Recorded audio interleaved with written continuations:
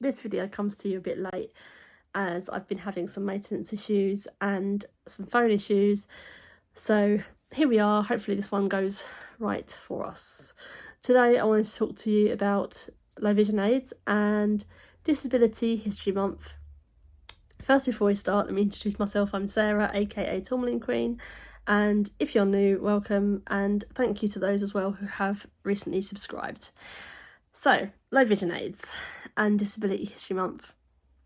Disability History Month is something that happens every year which celebrates the achievements of disabled people and the Disability Rights Act, and it runs from 18th of November to 22nd of December. And in honour of that, I wanted to show how I get around in my daily life. And I have some tools with me to show as well. So, kicking off, I wanted to start, basically back at the beginning again from where I went to school. And if you've seen any of my other videos, you'll know that I went to a school for the blind. Now, because of that, things didn't go the way that they would in mainstream school. We had a lot more tools to use than I'm assuming mainstream schools had. For example, when we wanted to write print or handwrite, we were given massive pieces of paper, and the lines on them were big, thick, bold lines, not like what you'd have in normal A4 pieces of paper, that the thin lines. These were completely different, big supersized pieces of paper with big thick lines on.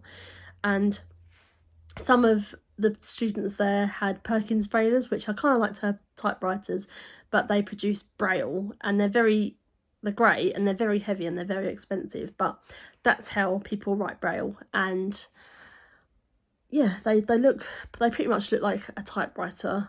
That's the only way I can describe it. I'd never learnt Braille because I have enough residual sight to use some print. I can see large print, and I can see some small print. Although if my eyes get tired, I tend to use a magnifier, which I'm trying to find now. Here we go.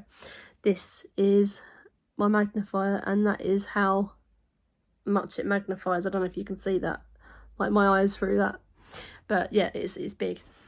So we used these quite a bit in school, and this was actually given to me from the Kent Association for the Blind when I lost my previous ones, which tends to happen. So yeah, things get moved around or misplaced when you move and stuff like that. So yeah, I've had to have a few things replaced. So yeah, that's school.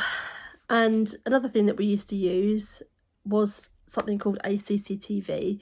Now, it looks a bit like a computer, but the actual underneath of the screen was completely clear, and all it had was a platform where you put the documentation on, and you would read the print off the computer screen. So it was basically like a giant magnifier, if I can iterate that right. I don't know if I'm making sense there, but it looked like a computer without the keyboard, and you just slid the documentation under the computer screen and read it through the screen. We also had something called an embosser, which used to print off reams of Braille for people. So like if there's textbooks, I think they used to use that for Braille textbooks. And obviously as IT advanced, we started to use the computer as well. And on the computers for blind people, you have JAWS, which reads, it's kind of like a voiceover software which reads out what's on the screen. You have Supernova, which magnifies everything on the screen. I believe Dolphin has the same thing as JAWS and Supernova. It's combined, I think.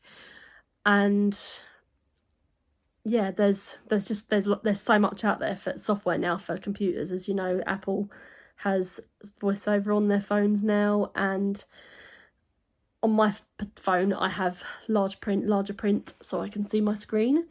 But unlike most sighted people who read their phone here, I'm reading it here.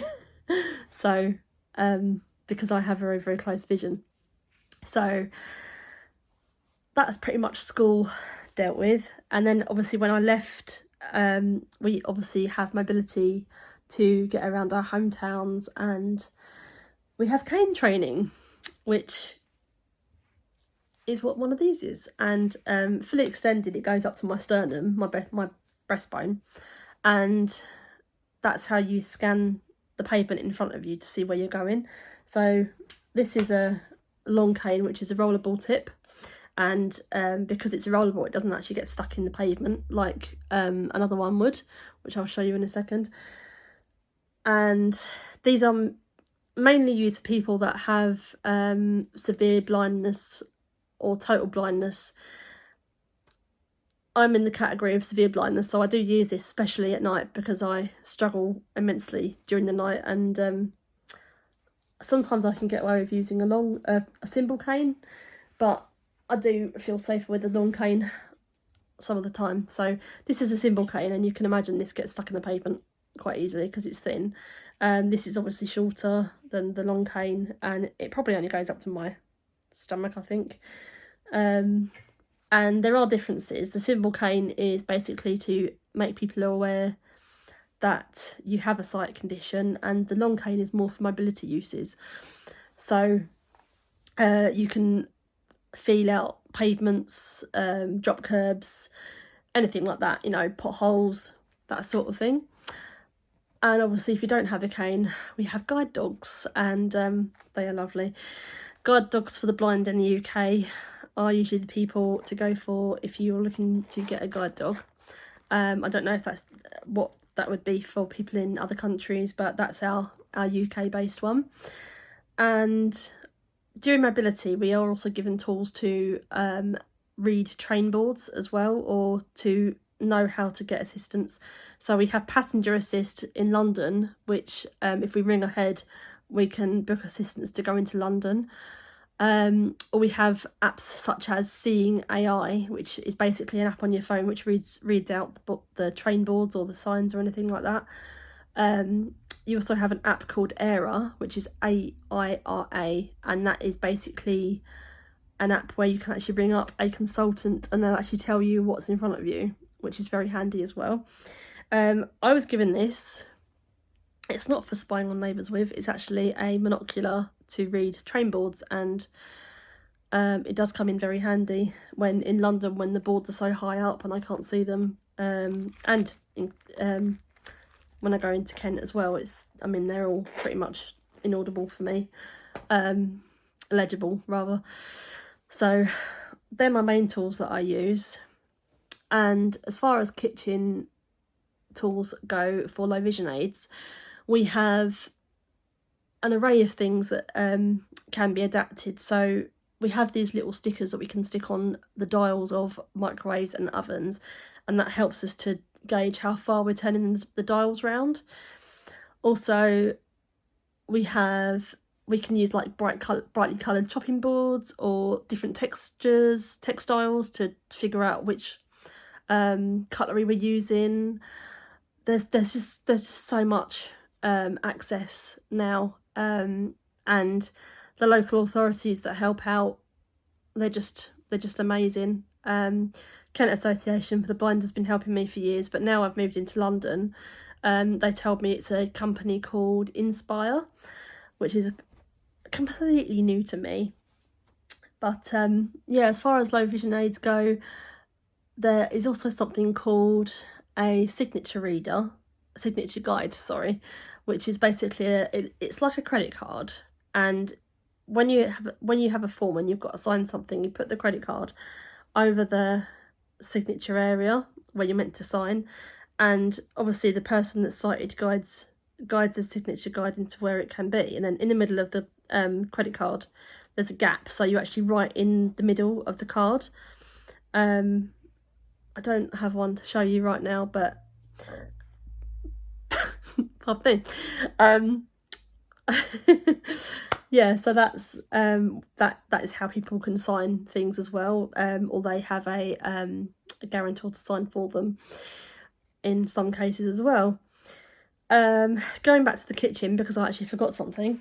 Another thing that we use, and I do have one, because as I've gotten older, I've noticed that my eyes get quite tired, and I actually do have to sometimes use the tools I'm given.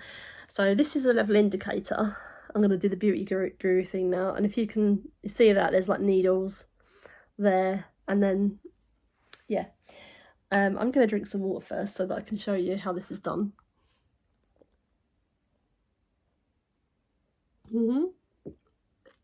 Okay, right.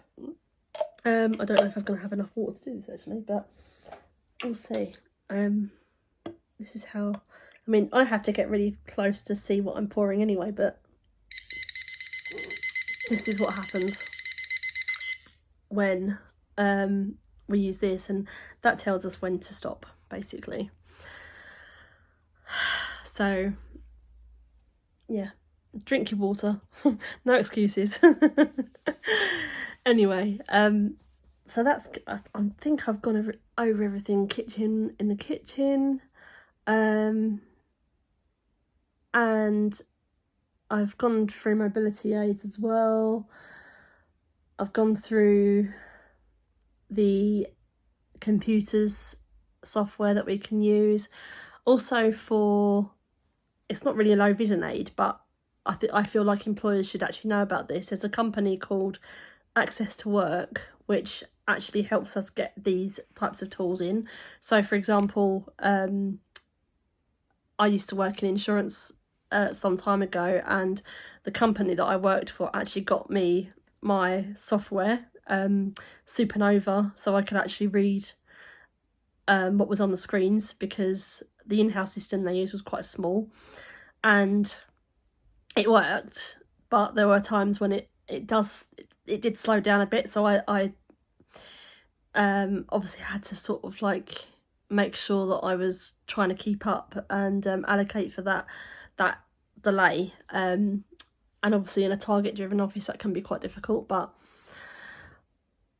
yeah, we get around it, you know. There's employers are supposed to help you maneuver these types of things, or adjust your workload or something to allocate for you to get the work done. So yeah, Access to Work is great for that. They also help with travel, and you can actually get your cabs paid for. If you're finding that you can't get into work through any other means, that you can actually pay for cabs, and I'm thinking, is it the company that pays for it, or is it I can't remember, but look it up. You can actually get your travel paid for. I can't remember now because it was a long time ago since I've used them, but especially in snowy months when it's been really cold and frosty, and that is when I struggle the most, when it snows, because of the glare, and I do struggle with that. So I used to get cabs in, and obviously Access to Work help with some of the cost of that as well. So definitely look into that if you can. If you're either an employer or you're looking to get back into work, it is something to think of. Any other apps that I can think of, obviously now the phones have magnifiers on, Apple has voiceover, and yeah, I think that's pretty much everything I can think of. It's a bit of a crash course, but the problems I've had trying to film because of my storage, and then trying to find time to do it with everything else that's been going on here, yeah, I've kind of just like flown by the seat of my pants trying to get this done, and thinking of everything that I need to mention. If there is anything else, I'll try and put it in another video, and I will link the apps and the societies that I've mentioned down below as well. But yeah, I mean, if you look up Disability History Month as well, you can see more of that, what that's all about. And I actually didn't realise, like the first time I filmed this video, I kept saying Disability Pride Month, and that's actually in July, so I had to delete the whole thing. And I was sharing the video around, and then I realised that I'd actually made a mistake, and then I had to put it as private. So if you went to go and watch my video and then you realise that you couldn't watch it, that was why, because I made a mistake. It's not Disability Pride Month, it's Disability History Month, and Disability Pride Month is in July. So that's everything that I'm going to say for now, but if you have any more questions or want me to make any more videos on low vision aids or cane training or anything like that, just leave a comment and I will try and oblige. Thank you for watching, and I hope you found this useful. Bye for now.